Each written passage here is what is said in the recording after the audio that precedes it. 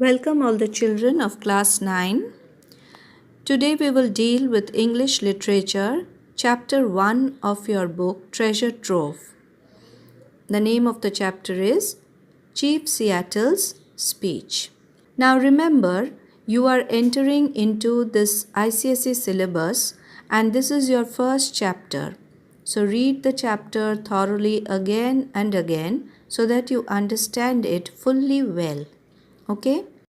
Now, this is a speech given by Chief Seattle.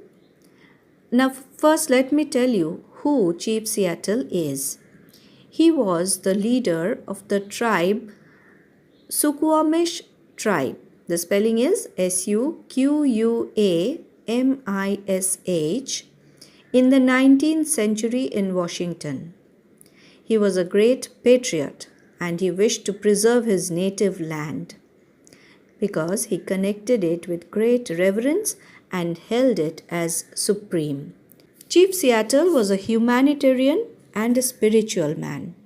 He upheld his own land as sacred as it was the land of his ancestors. Now, this speech was given by Chief Seattle in 1854 when the governor of Washington, that is the white chief, Isaac Stevens, he gave a proposal to buy the land from the Native Americans for the white settlers. The whites were then very powerful and authoritative. Now, this speech is also sometimes treated as a powerful plea made by Chief Seattle. Now, I'll read the chapter, but before that, you should also know why the speech was given. This was actually, there was a proposal from the American chief, that is also referred as Big Chief. He is George Washington, who was the president of USA. So he had given a proposal to buy the land of the Native Americans for the whites. As a reply to this proposal, the Chief Seattle gave this speech. Now I'll read the chapter. Yonder sky that has wept tears of compassion upon my people for centuries untold, and which to us appears changeless and eternal, may change. So here he tries to say yonder means that distant, the sky that has wept tears of compassion, that means sympathy, upon the people for centuries untold, as if it is never going to change. It appeared to Chief Seattle that it is eternal and it will never change. Then he says, today is fair, tomorrow it may be overcast with clouds. My words are like the stars that never change.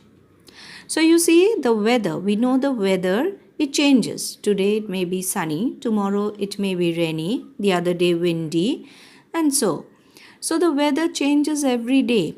But the Chief Seattle says that his words are like the stars that never change. So he says whatever Seattle says, the great chief at Washington can rely upon with as much certainty as he can upon the return of the sun or the seasons. So you see here we know that sun, no matter how the weather is today or tomorrow or what it was yesterday, again the sun is going to return, because we know that the star is fixed and it will definitely return one day. So he compares his words with the star and he says that they are as fixed as the star, means they are as true as ever. What he is saying today, it will never change, it will always remain the same. Then the white chief says that Big Chief at Washington sends us greetings of friendship and goodwill. This is kind of him, for we know he has little need of our friendship in return. His people are many. They are like the grass that covers vast prairies.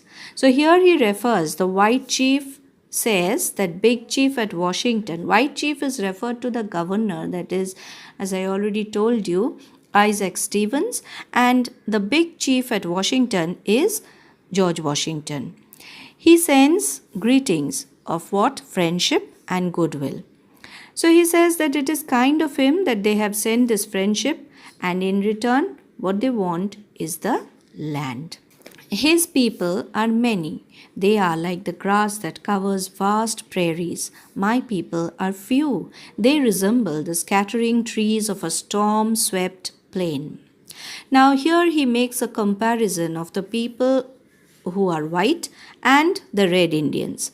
So, the white people, he says, they are many, and they are like the grass that covers vast prairies.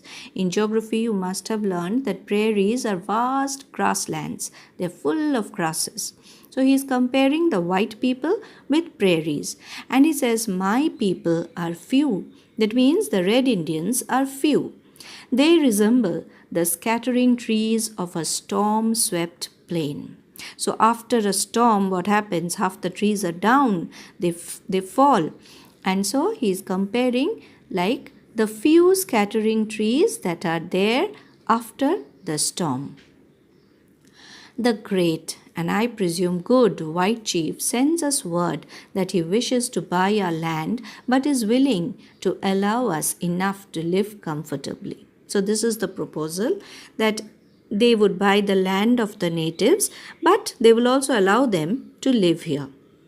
This indeed appears just, even generous, for the red man no longer has rights that he need respect, and the offer may be wise also, as we are no longer in need of an extensive country.